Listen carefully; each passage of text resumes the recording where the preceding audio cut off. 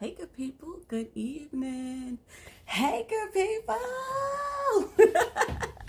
Let me get Instagram in here with us. Okay. Okay. Let me get Instagram in here with us. Uh oh. Uh oh. We're going to have some feedback. We got some feedback. Let me share this so I can have the people join us. And I can also add Instagram. Okay. Okay. All right. All right. Okay, let's see. Was it shared? Was it shared? Oh no, we don't want to do that. Hold up. I'm gonna write a post.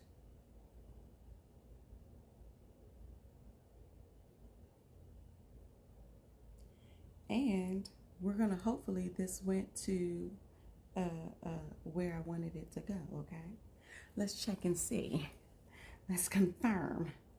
Did it go where I wanted it to go? Is it doing what I wanted it to do? So this whole two device thing is funny. Okay, we are good. We are good over there. And let's go live on Instagram, and then we'll be ready to go. I don't know why I did my apron like that. Now, of course, now that I went live, y'all know my beloved is calling me, right? What y'all think he wants? I think I know what he wants. You know what beloved wants? So we had this whole, I won't call it a competition, but it's a thing. It's a thing between us that when packages come, it's like, oh, that's for me. That's not for you. When Amazon packages come. So the doorbell rang. So he probably got a notification that a package did come in. And he's probably wondering if that's his good stuff. Probably. But we're supposed to go fishing this weekend. But it's going to rain. It's not really going to rain, but it's going to thunderstorm. And to be perfectly honest, we could benefit from some of this this rain. I'm just saying. We could benefit from some rain in the DMV area. It has been hot. It has been sweltering hot. Like the AC is just running. It's just running.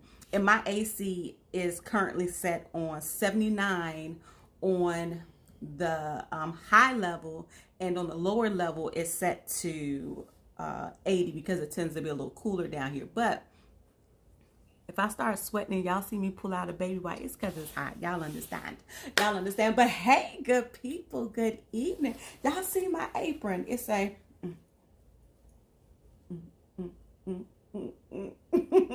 hey, good people. It's backwards to y'all. I hate that. I wish that sometimes the social medias would give you the option to like reverse image you just for the sake of this. But nevertheless, I digress. We are here tonight and I'm so excited you guys have come to join me. Listen, I understand now why people, when they start these lives, they come on dancing, they come on singing, they come on doing all of the things so that they can exert or get rid of some of this energy. Y'all, I be nervous. Coming on here doing these lives. I don't know why, but it's just, I don't know. I guess the more you do it, the more you get used to it. Let me go ahead and release some of this tension back here because I do want y'all to see my good apron. I wanted to make a good presentation for the peoples. All right. So, hi. If this is your first time joining and you are getting to know me, hi, my name is Lolita Perry. Like I forgot my name or something. But my friends call me Lola. I am the creator of Lola's World. Welcome to my world. Get on into my world. Over at Lola's World, I am a social activities facilitator. What that means is I bring groups of people together and I teach a life skill.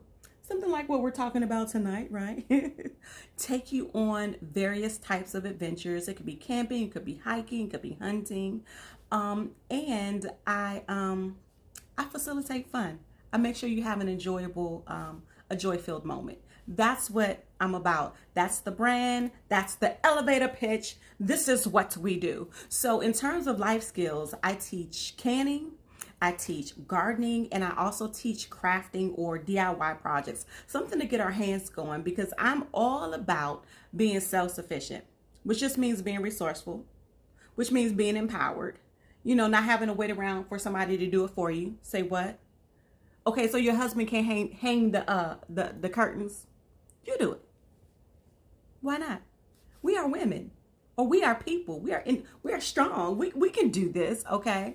So you can't figure out how to change a tire. We talked about this in a women's meeting last night, and I was really excited. Like, do you know how to change a tire? Baby, we'll figure it out. Because we're resourceful. That's what we do. We dig and we find it. And the beautiful thing about Lola's World is we do it together. We do it together and we have fun while we're doing it. But tonight, let's talk about canning, because last week we sat down and I did a canning class with y'all last Wednesday. I hope you enjoyed it. If you didn't see it, please go back and do the replay and do hashtag replay and let me know that you saw it. It's on Instagram. It's also on Facebook, right here, wherever you guys are. It's there. It may not be on Instagram because something went funny with Instagram last week. Yeah, the Instagram irritated my soul, but I digress. Let's bring it on back. Okay, so while we did the class, there were some questions that came up during the class that I wanted to address, and there were some questions that came up after that some of you all inboxed me about or messaged me about, and I want to answer those questions because they were giant important. Okay. So let me get to these questions y'all have for me. So the first question is, how did I start canning? And the emphasis is how did you, little young black girl, how did you start canning? And the conversation kind of went a little bit like this, because most people my age, they are not doing this. It's typically, when you think about canning, you think about little gray-haired women in the kitchen. The grandmamas are the ones that are doing it. So when the question came up, it's like, I'm trying to understand, Lola, how did you get into this, right? Well, here's how it all began. And I summed it up in a nice little carousel the other day on Instagram, and pretty much this is how it went down, how I got into it. So my husband and I were in the kitchen one day, and he was getting to the bottom of his jelly jar, and he didn't have any more. And he looked at me, he was like, you can make this. And I'm looking at him like, I can't make no grape jelly. What's wrong with you? I never thought about it, right? He was like, yes, you can. So he's the type of husband that believes I can do anything. If you're talking to him in a conversation and you think your wife can tackle a dinosaur, yeah, she can do that. That's just the type of dude he is. He's going to believe that I can do it. He's going to sign me up no matter what the task is. My assignment will be to tackle a dinosaur. So I'm like, beloved, I can't make jelly. It's something I've never done before. That's what old people do. That's what I told him. I said, that's what old people do, because I believed that canning and food preserving was something that old people did. Literally, it's something I thought that older white women did. I don't remember anybody in my family canning. Do you? Making homemade jellies and pickles and things like that. I never saw that in my youth growing up, but I did see it on TV, and I didn't see that in my family. So I believe the same thing too. So I said no to it. And then I started gardening. And I had all of this food, and I was like, what am I supposed to do with it? I can only freeze so much. I was dehydrating my herbs. I was putting herbs in infused oils in the freezer, making little ice cubes. You putting rosemary and thyme and basil inside of the cube tray and freezing them. And then I would pop those out, when time came, and I would put those in a pan for like a great stir fry, or when I was making a nice roast or something like that, I would use it then. But what was I going to do with all of this? And that's when I said, you know what, maybe I need to look into this whole canning thing. And so I did. I started doing, the first thing I did was a mint jelly because that's what Beloved wanted. He wanted a mint jelly. I was like, I never heard of mint jelly. Apparently it's really good on lamb, and apparently it's really good on pork chops, and it's a whole thing. I never knew it was a thing. I had to learn that one. So I had an abundance of mint. And if you know anything about mint, right? It's invasive. It grows buck wild. It would take over your garden. So I had so much mint that I just went on ahead, and it's really easy to make. All the jams and jellies are pretty easy to make. No lie. I'm not lying. It's really easy to make. If you watch last week's video, you'll see just how easy it is. And with some prep work, you'll have it done in no time. So I took those mint leaves, put them in a pot of water, boiled it down, strained it, get all the mint leaves out, and I was just left with basically like a tea. You know what I'm saying? That's how we steep a tea, right? You put the tea in the hot water and then you drink the hot water. Yeah, it was basically, I made a tea with the mint. So I had a mint liquid broth, and I took the liquid, added sugar, and put it in a water bath, a pot with some water. It solidified, and he had mint jelly, and it was amazing to him. I didn't eat it. I mean, I like my mint and tea, but I didn't eat that mint jelly. Oh, he can have that. He can have that, okay?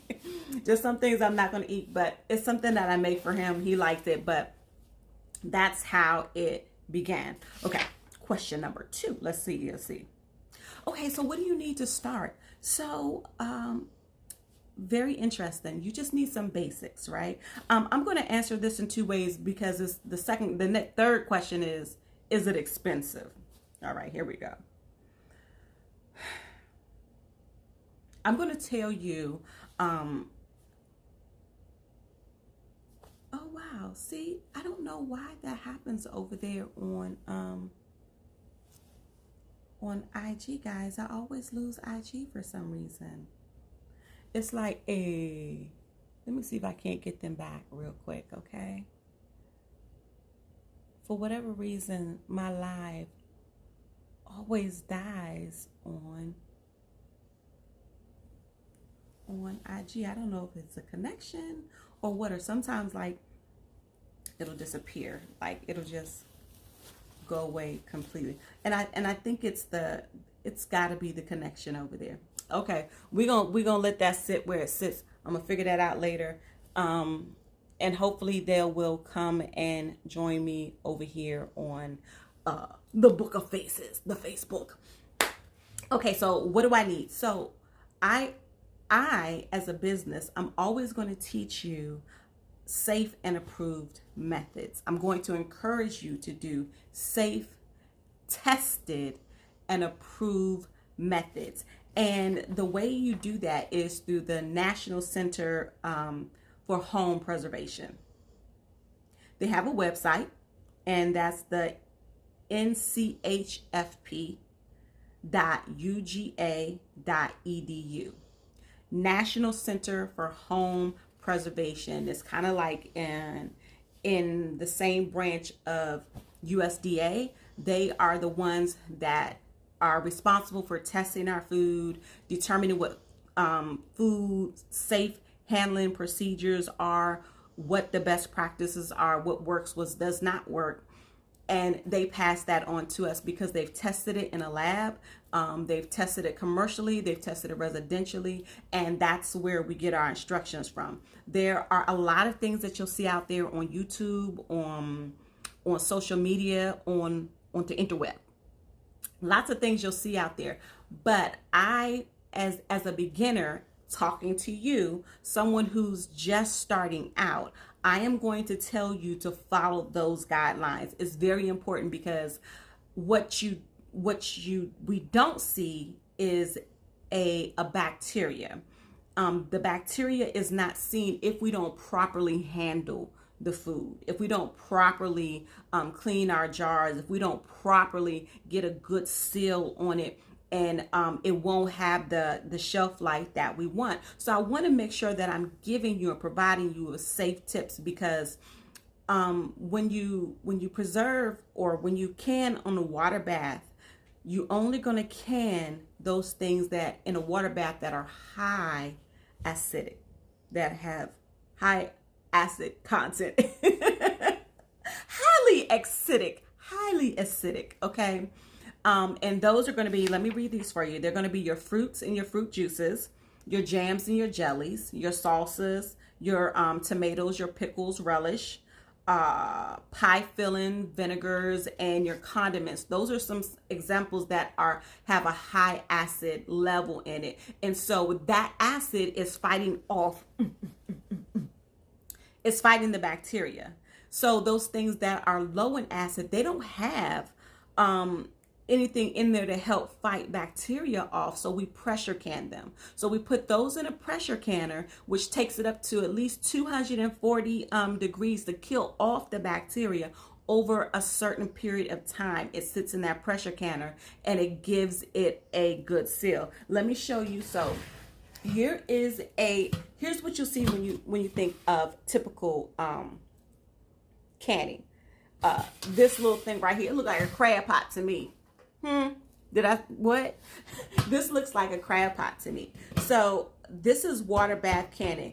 And to be perfectly honest, you can use any pot with a lid on it that will cover, or this is the older one, that will cover the jars by at least 2 inches. And the water needs to be able to go above that jar at least 2 inches, okay? It need to get a good rapid boil, at least two inches above the jars once you place them in there. So you can use any pot, right? But the importance of why many people use this is because there's a rack in here. What's important is that jar not sit flat on the bottom of the pot, because it can compromise your jar. It can compromise your jar, and that jar can crack. So when that jar is sitting on the bottom of the pot and that heat is coming, making that direct contact with it, we want to avoid that contact. That's why we want the tray in the bottom, and that's why you see a lot of people use these as traditional methods. However, there are some things that you can buy to go inside of your pot so that it's not, your jars are not sitting on the bottom. So there are some options if you want to use your regular pot and you don't want to go get one. Now I will say this. This was $10 at Walmart. That was $10. That pot was $10. Okay. Oh, okay. Now here is your pressure canner, your pressure cooker. Okay. Pressure cannon. So this is what it tends to look like. It has, this is going to measure your PSI, how much pressure is in it. You have a weight over here. Okay, here's the vent. And here's the weight that goes on here. You know, it's gone too far. The pressure is entirely too much. When this thing get to rocking, that's an indicator. There's too much pressure in that pot. I think she's gonna blow. No, it will rock. It will rock. It will rock, right? Once you get to the level that it needs to, it will rock. But it's not supposed to do that. Okay. That means there's too much pressure building up on the inside of your canner. This one cost me about $70, and I've had that for 6 years now, and I'm still using it. Works just fine. 6 years. Pressure cannon. So those are the pots. In addition to that, you're gonna need some additional tools, and you can buy them in a canning toolkit. Walmart, you can get it for like $10. Lord have mercy. Let me go. I'm gonna go grab that for you. Hold on. I'm coming. Not running, but I'm definitely on my way. All right.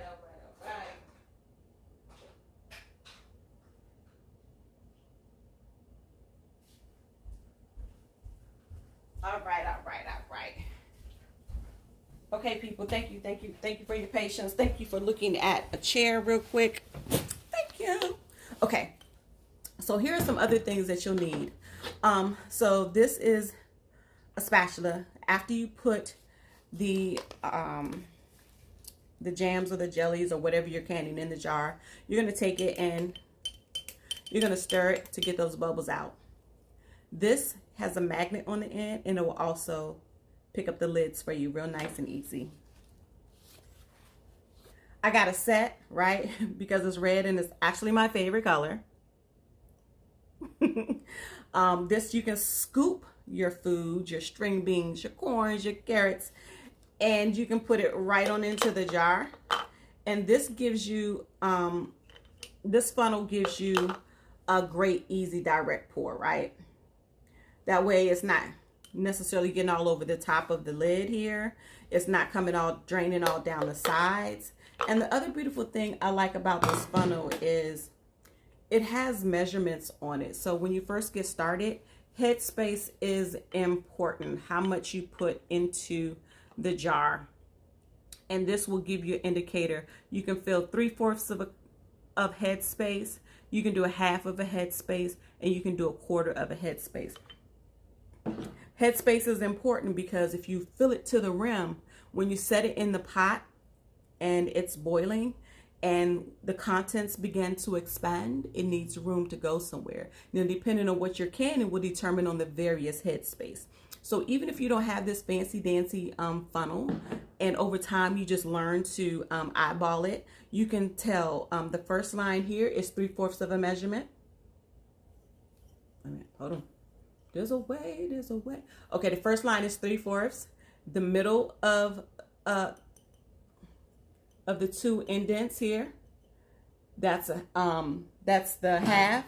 And then when you get to the top line here, just underneath, right, is a 1/4. So you can eyeball it based on the lines on the lid, or you can do a nice funnel. I like the funnel because it keeps stuff from being messy, right? And then you need a jar lifter.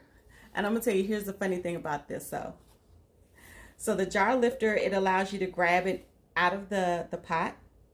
It allows you to grab it out of the pot while it's hot. It allows you to put hot contents into the pot because you're dropping it down into very hot water when you first do it. Here's the funny thing, just make sure you're holding it right. I don't know, these right here, these black parts, they slide. And I find it more difficult to grip the jar this way. So you just want to make sure you're not holding it on the wrong end like I tried in the beginning. Just make sure you. So in terms of accessories, these are the things that you will need when you are canning. Some people use a butter knife. Some people use the scooper they already have. You don't have to run out and spend a lot. These things came in a set. This was like $10 for the set. Amazon. And this came in its own set, and it had some other things in it as well, and I got it for $9 at Aldi's. $9 at Aldi's. Yep. Here's another thing I'm going to tell you, because I tell you I'm going to share with you trusted recipes, right? I'm going to share trusted, tested, and safe recipes with you because I don't want you to have an incident. So remember I told you making sure the bacteria is regulated in our foods is important. It's part of what the National Center for Home Preservation does. It's what the USDA does to make sure that bacteria is basically canceled out or killed and not in our food because it can kill us. So there is a silent killer that happens in canning. It's called botulism. Botulism, you can't see it, you can't smell it. You can take that lid off, right? And you won't even know. There won't be any mold or anything. It'll look good. It will taste just fine. But it will be in there, which is why you need to follow a safe and tested method, okay? I know grandma and them been doing, you ain't, my grandmama, they was canning chicken and they just put it in the water and they boiled it and they put it on the shelf. Okay. Not arguing with you at all. The only thing I do is encourage you to follow a safe, tested method that has been tested in a lab, and that's all. I know grandma and them have been doing stuff for years. I got you. I got you, sis. I got you. I got some. I got you. The other thing that's going to help you is get you a book. This is a ball canning book, and all the recipes in here they start off very basic. And the reason why I like this book, not an affiliate, is it's not just recipes, it's instructional. It tells you about home equipment that you're going to need. You see that?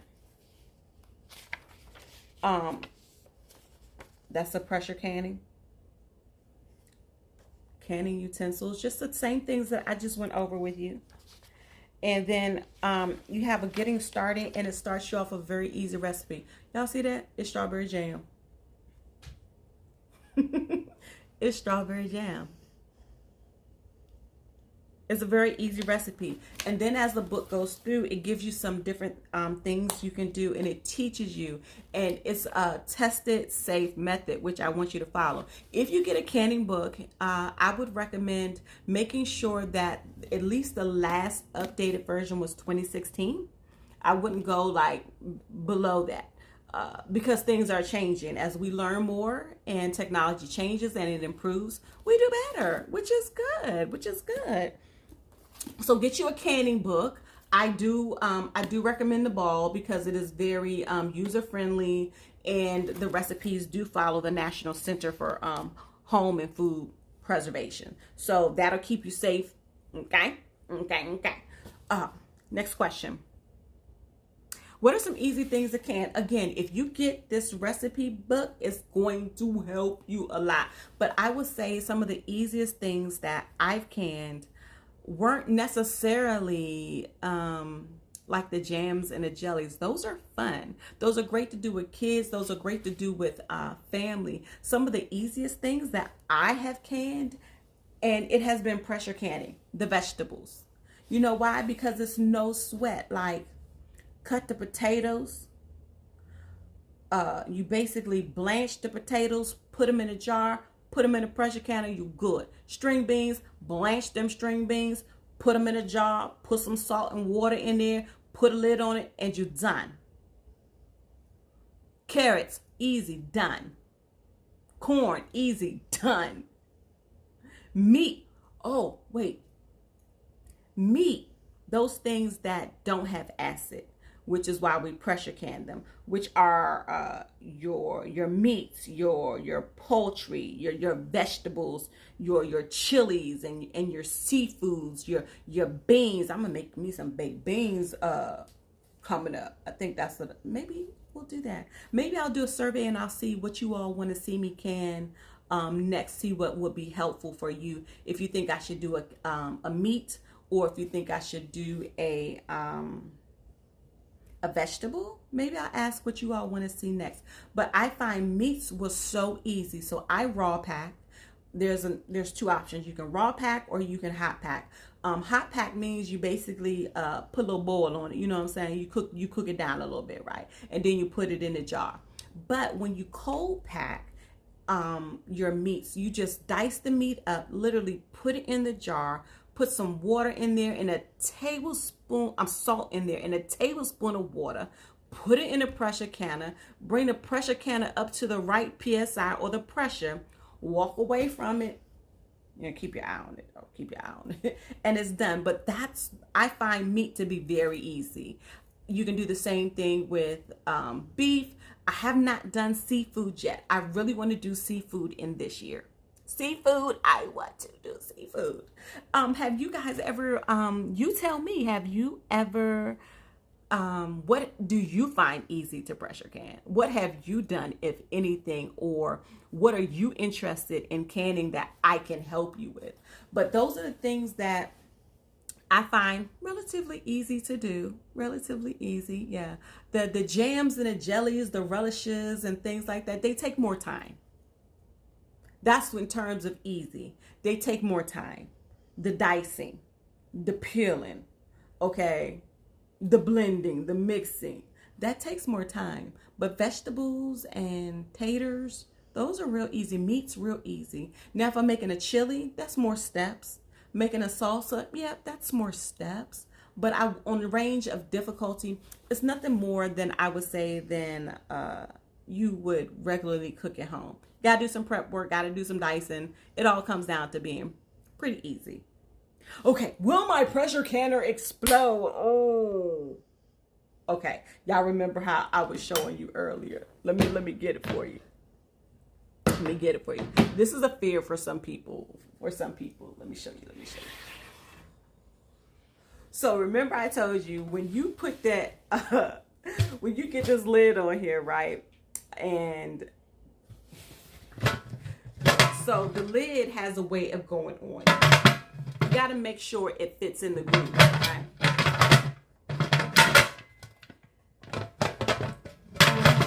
Let me see. I'm doing something wrong.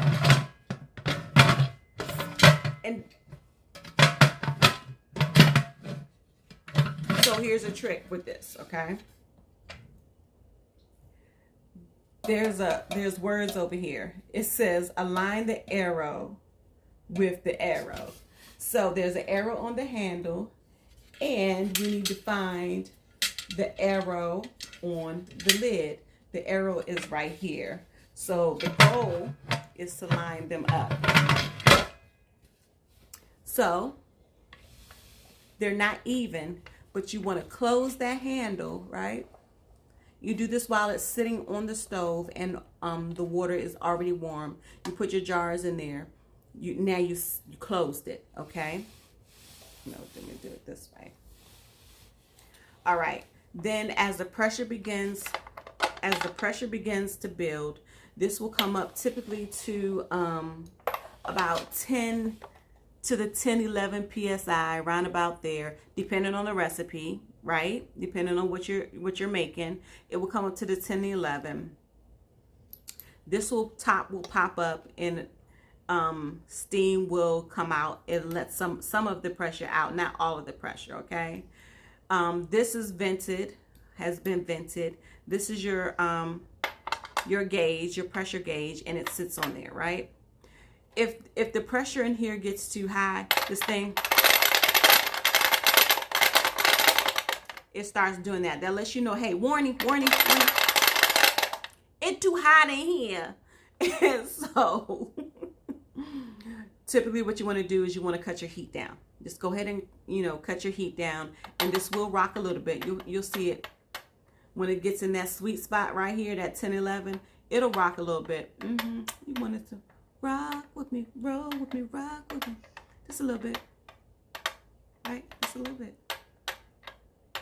Okay? But if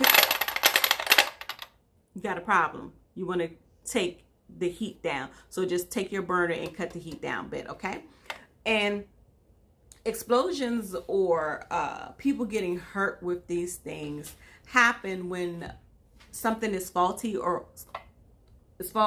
we've done something wrong. And there are some indicators. For instance, you see how I put that on there and I was able to close it. Listen, inside here there is a black seal. Peekaboo. Like I'm playing with my grandbaby. There's a black seal. You just want to make sure that this is not compromised. You want to make sure this is whole before you put it on, because you want to make sure when you put it on there you get a good seal, right? So that's I do it every time. That's important. You also want to make sure that when you close it, it's closed tight and it fits snug, right? You also want to make sure that before this gets to a 10 psi, that this top has popped, and that you have allowed this to vent for 10 minutes. This is going to spray out. Psst, as you're going to see steam coming out. You're going to let this come out for 10 minutes, and then you're going to put your weighted gauge on here. All those things happen, and then when it comes time, you've cooked it to the maximum. Let's say you had to do 100 an hour and 20 minutes, right? After that hour and 20 minutes is up, you're going to cut your heat off on your stove. You're following the proper handling methods, okay? This is going to help prevent us from harm, okay? So after you turn it down, and then this drops all the way back down to 0, right? You taking this off. There's no steam coming out of here, right? You're going to open it slowly, and it will just release. If you follow those steps and you've allowed your gauge to drop all the way down. Now, here's the thing. If you hear something rumbling, and I never have, if before you open up the pot, if you hear something happening in there, don't open it. Okay? Okay, don't open it. But once you, it should just release, and you should be able to take it off, and it'll be a lot of steam in there. A lot of steam in there. So what other questions do you all have? If you don't have any other questions for me, let me see. But pressure canners have been known to explode, and it is because something was faulty, or it's because we didn't allow it to vent properly. You got to let all that pressure come down. Gotta let that pressure get out of that pot. Let that pressure get out of that pot. When the pressure gets out, when you open it, you don't have to worry about a jars may break inside of there, but you won't have a you'll be safe. Okay, you'll be safe. Just follow the proper methods and you will be safe. Okay. I don't think that was it for me in terms of canning. So next week, I like to do Wednesdays, like, what you working on, girl? Like, what you doing? So I'm going to find out from you guys. Let's do a poll and find out what you want to see me can next. The gardening is hustling, busting. This weekend, I will be pulling many of my herbs. I'm going to pull up my herbs because I have an abundance of them and I want to get them, and I may be able to plant a second round. I may be able to plan a second round. I also have some things coming in the works in 2020 because we outside, right? We outside. I have some things that I'm working on for 2020, and hope to have a robust calendar. Hope to have a robust calendar for you for some things that I want to do on the books in terms of classes, some in-person classes. Who's ready for an in-person class? I'm ready for an in-person class. Yes, so I hope to get some invitations to come and spice up your family reunion, to spice up your slumber parties, your baby showers, whatever it may be. I'm looking to bring that to you. So stay with me, like, share, follow, and you'll get those updates. You'll know what's happening, what's going on the calendar, so that you can participate. You can also go over to lolitaperry.com. You can check the shop there as well. We're going to have a sale for this 4th of July. Get you some goodies that are on sale, some tasty goodies that are on sale. So run over there, and thank you guys so much for joining. I look forward to seeing you next time. So here's what I said last week. It's like, I've been trying to find an expression or a saying at the end of my lives.